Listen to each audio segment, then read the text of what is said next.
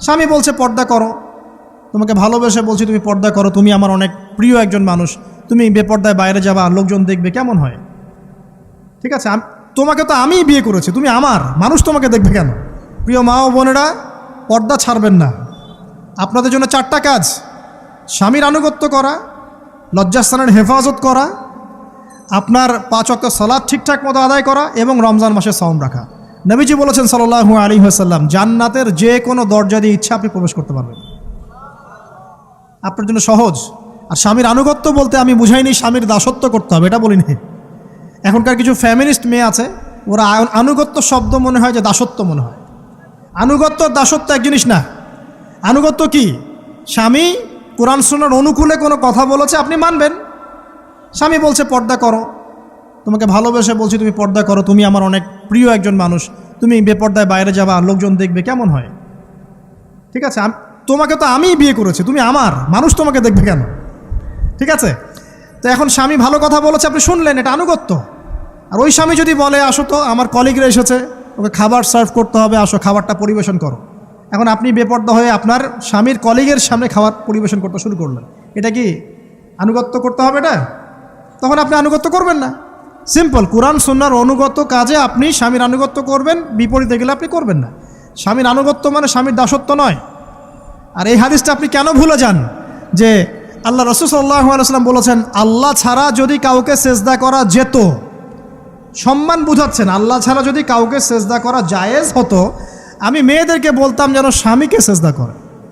কেন? কারণ আপনাকে রেসপন্সিবিলিটি, আপনার খাবার, আপনার ফুড, আপনার শেল্টার, আপনার মানে পুরো দায়িত্ব নিজের হাড় ভাঙা পরিশ্রম দিয়ে, জীবনের ঝুঁকি নিয়ে স্বামী আপনার জন্য করে। সে আপনার সম্মান পাওয়ার যোগ্য তো? সে কি আপনার সম্মান পাওয়ার যোগ্য নয়?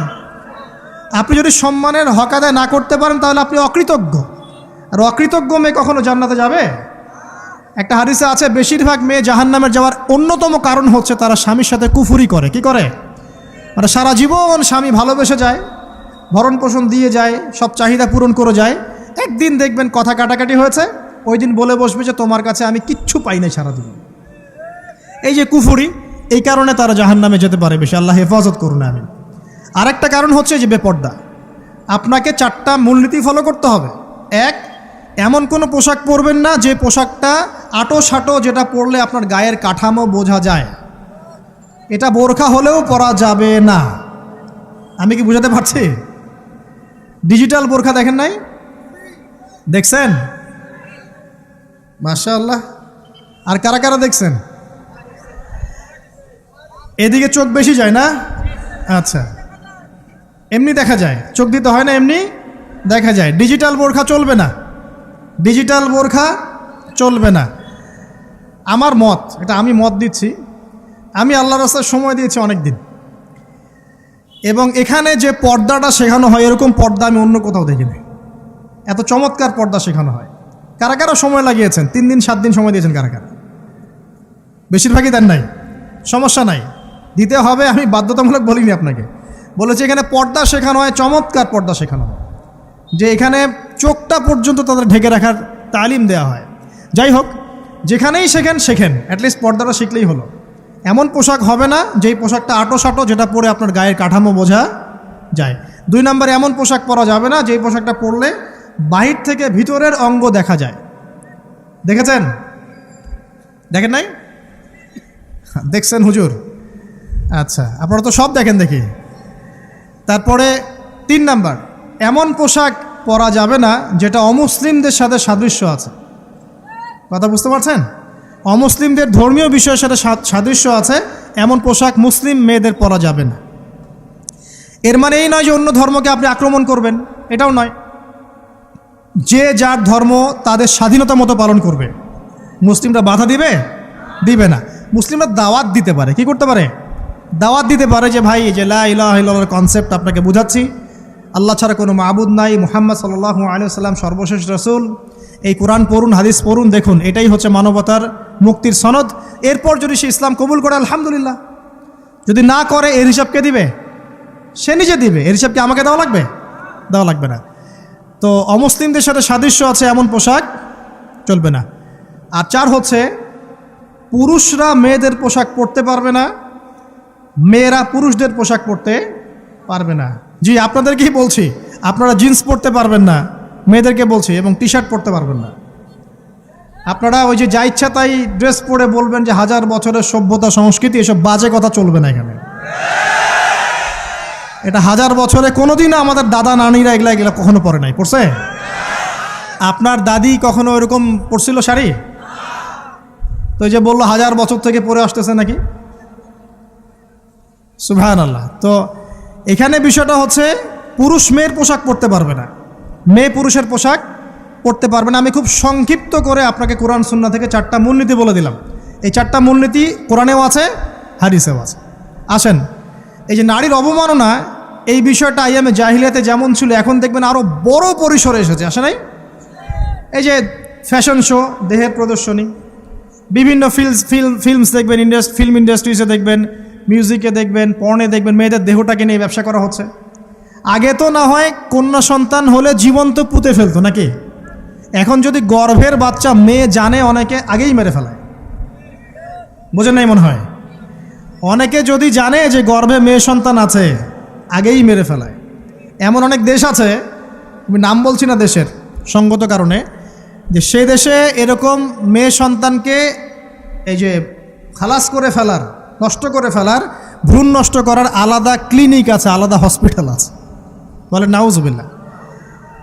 তো আসলে ওই 1450 বছর আগের মানুষটা বেশি বর্বর ছিল না আমরা বেশি বর্বর? এই অধিকারের কথা বলে বলে আমরা মেয়েদের দেহটাকে নিয়ে এখন মস্করা করছি, তামাশা করছি। সবচেয়ে সেরা অধিকার কোথায় পাবে? কোরআনে পাবে, হাদিসে পাবে, ইসলামে পাবে। তার পর্দা নিশ্চিত হবে, দেহ সেফ থাকবে, তার ইজ্জত নিশ্চিত হবে, ইজ্জত সেফ থাকবে, তার সম্মান সেফ থাকবে, তাকে রাজরানীর মতো স্বামী বাসায় রাখবে, কারণ সে হচ্ছে তার কাছে সবচেয়ে মূল্যবান প্রিয় বস্তু। শুধু তাই নয়, সম্পত্তির অধিকার তাকে দিতে হবে। একজন মেয়ে তার ভাইয়ের সম্পত্তি পাবে, তার বাবার সম্পত্তি পাবে, তার স্বামীর সম্পত্তি পাবে, সব দিক থেকে সে সম্পত্তি পাবে। আর একজন ছেলে কিন্তু সব দিক থেকে সম্পত্তি পাবে না। এই বিষয়গুলো যখন এক শ্রেণীর মানুষ বোঝে না, তখন ইসলামের বিরুদ্ধে অহেতুক প্রোপাগান্ডা চালানো শুরু করে। সবচেয়ে সেরা সম্মান রক্ষার উদাহরণ দেয়া হয়েছে ইসলামে, কোরআনে এবং হাদিসে। এই কথাটা আপনাদের মা বোনদেরকে বোঝাবেন, তবে নম্রতার সাথে বোঝাবেন, কারণ উচ্চবাচ্য করলে তারা কথা শুনবে না। আর আল্লাহ রাসূল সাল্লাল্লাহু আলাইহি ওয়াসাল্লাম বলেছেন, কিছুটা বাঁকা হাড় দিয়ে তাদেরকে তৈরি করা হয়েছে। যদি আপনি শক্ত করে চাপ দিতে যান তাহলে ভেঙে যাবে, আর যদি আপনি ওই অবস্থায় ছেড়ে দেন তাহলে বাঁকাই থেকে যাবে। এখানে আপনাকে হিকমা অবলম্বন করতে হবে। আল্লাহ পাক তৌফিক দান করুন। একটা বিষয় বলছিলাম, ওই যে শিরকের পাপ এখন গ্লোবালাইজেশন হয়েছে না, ওই সুদের পাপ এখন গ্লোবালাইজেশন হয়েছে না। গ্লোবালাইজেশন বোঝেন? মানে বিশ্বায়ন, পুরো বিশ্বে ছড়িয়ে পড়েছে না। আর একটা হচ্ছে এই যে মেয়েদের অবমাননা, এটা সারা বিশ্বে ছড়িয়ে পড়ে নাই। আচ্ছা, আর দুটা বলবো, এরপর বলে আমি শেষের দিকে যাচ্ছি। আসেন, একটা হচ্ছে মাদক। আইয়ামে জাহিলিয়াতের অন্যতম সেরা পাপ ছিল কি? মাদক। ওই যে বলছেন জাহিলি যুগ, কেন বলছেন জাহিলি যুগ? বিকজ ওইখানে মাদক খেত মানুষ বেশি। এখন বলেন, ওখানে না হয় মক্কায় মাদক খেত মানুষ, এখন সারা বিশ্বে মাদক ছড়িয়ে পড়ে নাই? বেশি না কম? এখন এই যে নতুন নতুন মাদক আসছে, ইয়াবা, আরও নাকি কি আসছে নতুন নতুন, আমরা নামও জানি না। এই যে গাজার নাম জানি, ফেন্সিডিলের নাম জানি, আর কি আছে, হিরোইন বলেন, আর দু একটা, আফিম, আর কি আছে? হ্যাঁ, রেন্ডি। সুবহানাল্লাহ, এই নামও কখনো শুনি নাই আমি। আচ্ছা শোনেন, বিষয়টা হচ্ছে, দেখুন, এই বিষয়টা কি হালাল না হারাম? আচ্ছা, এটাকে যদি আমরা হালাল করে নেই তাহলে কি হবে? কুফরি হবে না শিরক হবে? শিরক কুফর দুটোই হচ্ছে। কিন্তু এখন মক্কার কিছু মানুষ মাদক খেয়েছে বুঝলাম, আল্লাহ রাব্বুল আলামিন ধাপে ধাপে এখান থেকে বের করেছেন। প্রথমে বলেছেন মদ খেয়ে নামাজের ধার কাছে যেও না। হ্যাঁ, তারপরে বলেছেন এই যে মাদকে কিছুটা উপকার আছে কিন্তু বেশি ক্ষতি। তারপর বলেছেন খেয়ে নামাজের কাছে যেও না। তারপর ধাপে ধাপে শেষের দিকে এসে আল্লাহ পাক বলেছেন যে এটাকে ছেড়ে দাও। সূরা মাইদায় পড়ে দেখেন, এটা শয়তানের কাজ। তখন সাহাবায়ে কেরাম রাদিয়াল্লাহু আনহুম পুরোপুরি মাদক থেকে নিজেদেরকে মুক্ত করলেন। এরপরে কি কখনো তারা মাদক ছুঁয়েও দেখেছেন? বরং মাদক দ্রব্য সেবন করলে 40টা লাঠি বেত্রাঘাত করতে হয়, ইসলামিক শাস্তি। কয়টা লাঠি? আর উমর রাদিয়াল্লাহু আনহুর সময়ে 40 লাঠিকে বাড়িয়ে 80 লাঠি করা হয়েছিল। কত লাঠি? 80 লাঠি কিন্তু আরও একটা পাপের শাস্তি আছে, বলবো? অপবাদ, এখন যেটা বেশি দেওয়া হয়, অপবাদ, মিথ্যা অপবাদ, সতী সাদী নারীর উপরে মিথ্যা অপবাদ, এর শাস্তি হচ্ছে 80 লাঠি। আবার 100 লাঠির শাস্তি আছে, 100 লাঠি। এটা কিসের জানেন? জিনা, জিনা। এই যে যারা করছেন, এর শাস্তি হচ্ছে 100 লাঠি, তাও জনসমক্ষে দিতে হবে, গোপনে না। আর 1 বছরের জন্য এলাকা ছাড়া করতে হবে। রজম একটা শাস্তি আছে, রজম। এটা কি? রজম মানে পাথর নিক্ষেপ করে হত্যা। এটা তো বর্বর, তাই না? অমানবিক, মধ্যযুগীয়। এসব কথা শুনছেন না? শোনেন, কিছু কিছু বিষয় আছে যে বিষয়গুলো করার পরে এই পৃথিবীতে মানুষ বেঁচে থাকার অধিকারটা হারিয়ে ফেলে। কথা বুঝতে পারছেন না মনে হয়? কিছু কিছু পাপ আছে, এগুলো করলে পরে মানুষ এই পৃথিবীতে বেঁচে থাকার অধিকারটা হারায় ফেলে। যেমন কোনো বিবাহিত ব্যক্তি যদি জেনা করে, নাউজুবিল্লাহ, কোনো ছেলে যদি কোনো ছেলের সাথে যৌন সম্পর্ক করে, সমকামী করে, বা এটাকে যেটা গে মানে যেটা কি বলে, সমকামিতা, ঠিক আছে, এই কাজ যদি কেউ করে, নোংরা কাজ যদি কেউ করে, কোনো মেয়ে যদি কোনো মেয়ের সাথে এরকম কোনো কাজ করে, একই পাপ। এইসব পাপ করলে পরে এই পৃথিবীতে বেঁচে থাকার অধিকারটা সে হারিয়ে ফেলে। কথা কি বুঝতে পারছেন? আচ্ছা, তখন শাস্তি হচ্ছে আল্লাহ রাব্বুল আলামিন পাথর নিক্ষেপ করে হত্যা করতে বলেছেন। কারণ হচ্ছে সে এত গর্হিত একটা কাজ করেছে যেটা এই শাস্তি পাওয়ার সম্পূর্ণ যোগ্য।